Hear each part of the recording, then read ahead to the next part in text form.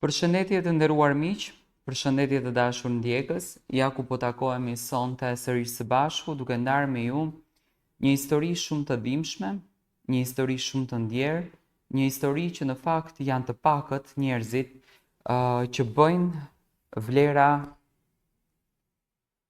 dhe që tregojnë shpirt kaq të madh ndaj nuseve të tyre. Sot do të trajtojmë rastin e një vjerës edhe një nuses.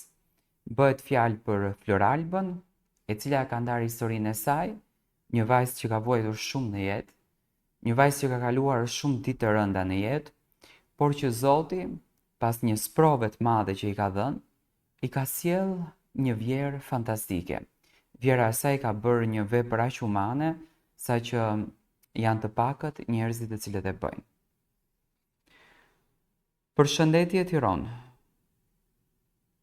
Pikë së pari njëherë ju falenderoj shumë që na keni dhënë një dritare ku ne do të ndajmë historitë tona që ndoshta janë edhe të pabesueshme, por bota mbart shumë sekrete. Unë jam Floralba dhe historia ime është shumë e bukur por me një dhimbje të madhe. Në moshën 11 vjeç, pas një jete shumë të lumtur, por ritesha me dashurinë më të madhe nga mami dhe babi, prindërit e mi, nëna ime pësoi një sëmundje të rëndë ku filluan veshkët e saj të dëmtohen. Të dy veshkët me njëherë nënës time ju dëmtuan, mbaj mend që për vetëm 4 ditë ajo ran dializë. Veshkët e saj po nxirrnin gjak dhe duheshte me patjetër që të bëjmë transplante për ta shpëtuar, por në atë kohë nuk gjetëm dot njëri. Dhe pas të gjitha vuajtjeve, për 4 muaj ime më ndroi jetë. U rita nga dashuria e babit, me shumë vuajtje, me shumë sakrifica, deri në moshën 17 vjeç. Kur natën e vitit të ri, teksa po festonim dhe kremtonim në Itali, i madh bëri ndeshje me makinë edhe unë mbeta jetime. Isha një vajzë e vetme dhe mbeta jetime në duart e gjyshes time. Shpesh herë gjyshja ime pas tragjedisë që na ndodhi, mendonte nëse ne do të kthehemi në Tiranë apo do të jetonim në Itali. Por duke e ditur që Italia kujdeset pak më mirë dhe të siguron edhe lek edhe të ardhme, ne vendosëm që të jetojmë në Itali. Gjyshja ime në atë kohë ishte vetëm 69 vjeç. Dram shumë e madhe. Dram tepër e madhe. I mati ishte martuar shumë i ri me nënën time, vetëm 16 vjeç. Sepse ashtu kishte ardhur fati dhe nëna ime pas një dashurie adoleshentësh, kishte mbetur me bar dhe ndroi jetë shumë e vogël, shumë e re në moshë. Ditët po kalonin, ne po ndesheshim me vështirësitë e jetës. Unë fillova të punoj që në moshën 19 vjeç, sepse duhej të siguroj dhe lek për shkollën, por edhe të siguroj dhe lek për barnat e gjyshes. Puna ime ishte shumë e vështirë. Punoja në një shitore për make-up apo për, siç e thon në gjuhën popullore, për shminka. Shkoja në orën 8 në mëngjes, ikja në orën 1, ikja në shkollë dhe më pas përsëri kthehesha në punë që nga ora 6 e deri më 12 të darkës. Ishte shumë lodhje e madhe, por kisha një qëllim të vetëm, sepse kisha gjyshe në krah, e cila më kishte rritur dhe ishte kujdes për mua.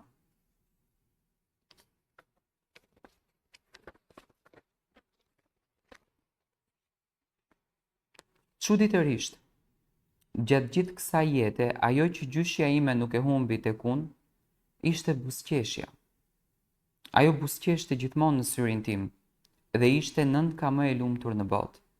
Të paktën nuk shuhetrisja, nënka ime e dashur.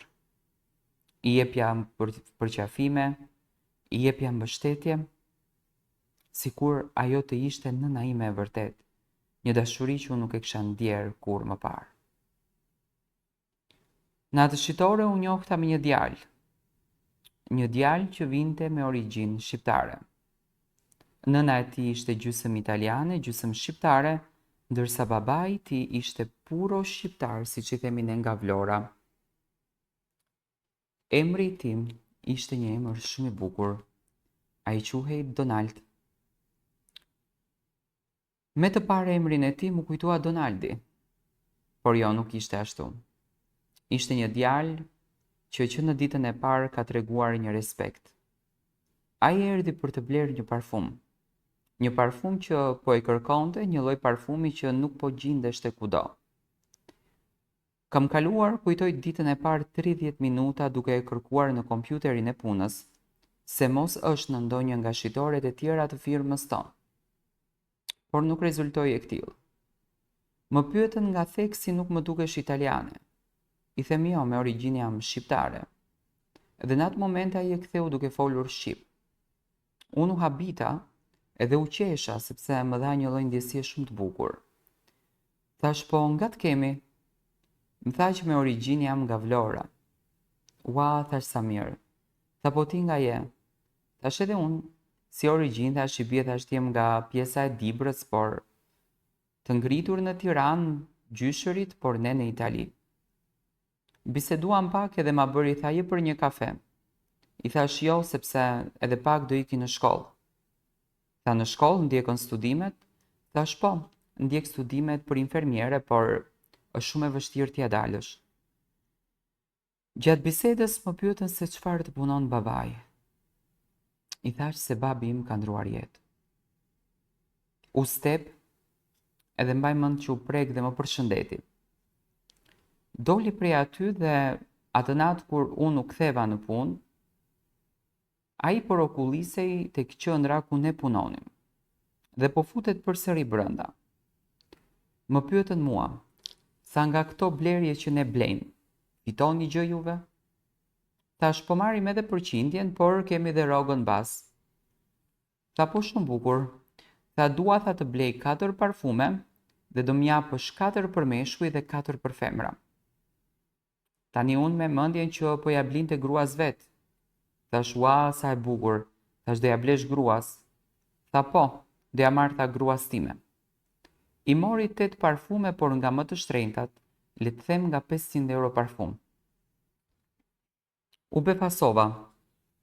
Dhe shefi atë ditë më ka bërë një super ngritje të rrogës sepse unë si punëtore kisha bërë shumë shitje.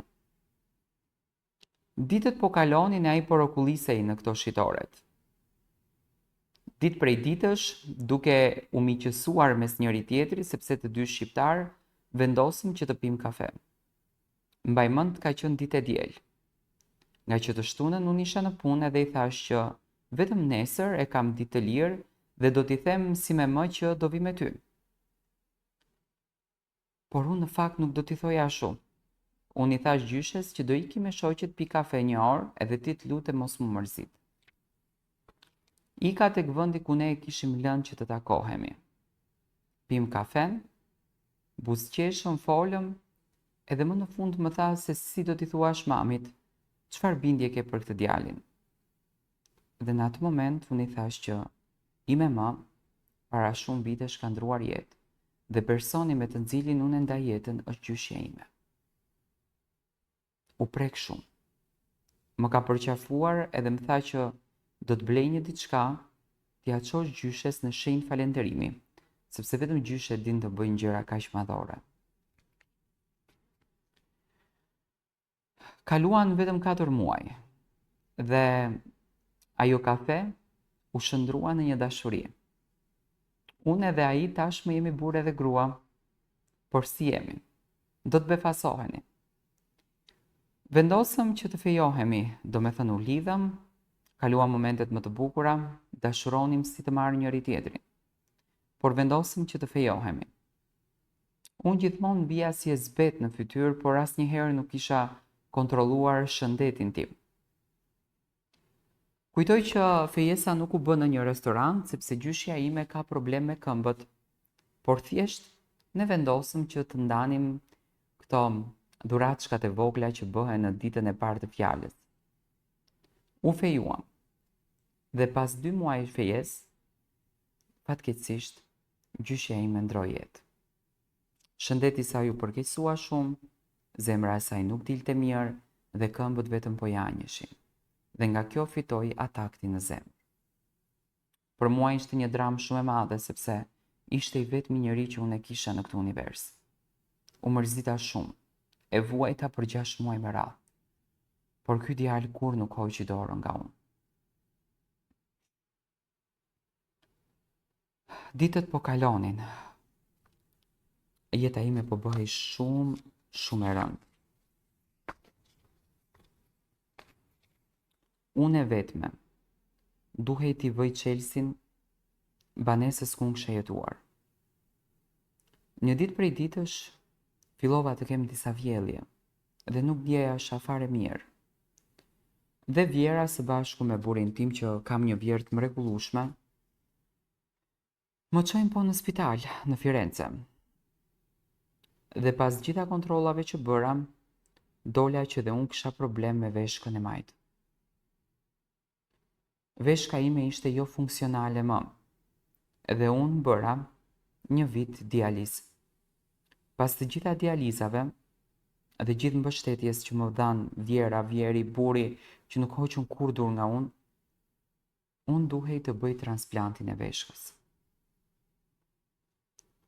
Së bashku me psikologen, mjekun, bashkëshortin, Vjerën dhe Vjerin, në dhomën ku unë qëndroja më erdhi lajmi. Ishte shumë e rëndë për mua, por duhej ta bëj. Por si do të bëhej ky transplant? Vjera ime kishte rënë dakord që njërën veshk të saj të madhuroj mua, që unë të jetoj dhe të paktën të kem një nishanin e saj në trupin tim. Ishte papranueshme për mua. Luftoja me veten time që nuk do ta bëj kur këtë gjën. Por ajo më kishte vendosur. Pas një bisede kujtoj 6 orëshe që bëm unë edhe ajo më tha që unë dua të jem nëna jote edhe në botën tjetër kur t'ike. Edhe të lutem pranoje këtë gjë për mua. Rëndësi ka që ty dhe çuni im jeni të lumtur, unë jam e lumtur më shumë se bota. Dhe unë e pranova. U kri transplanti, pas 4 muajsh të dyja u bëm shumë mirë. Vjerën sot e kam gjallë, ajo sot është shumë e lumtur sepse ne do të martohemi dhe ne do bëjmë dasim shumë të madhe. Jam e lumtur me burrin tim, jam e lumtur me Vjerën time dhe me Vjerin tim. Nuk di a është pak fjala faleminderit që unë t'i them asaj. Vjera jo që është Vjera, por është nëna ime, është zemra ime, është motra ime, është shoqja ime. Ne të dyja kafen e pim çdo ditë bashk, ne të dyja shëtisim bashk, ne të dyja jetojmë bashk, por më dhimbset dhe kujdesem shumë sepse tashmë ajo është me një veshkë dhe unë e kam veshkën e saj dhe i ri përmbi çdo gjë në kokë. Dua ta bëj të lumtur dhe të ndihet e bekuar. Këto janë fjalët e Flor Albës dhe historia e dhimbshme e saj. Një dramë. Nga kjo histori dëshiroja që të kuptoni që ka njerëz kaq të mirë në këtë botë që din të shpëtojnë dhe jetë. Ka dhe nga këto vjera që nuset e dijeve të saj i quajnë si vajzat e tyre.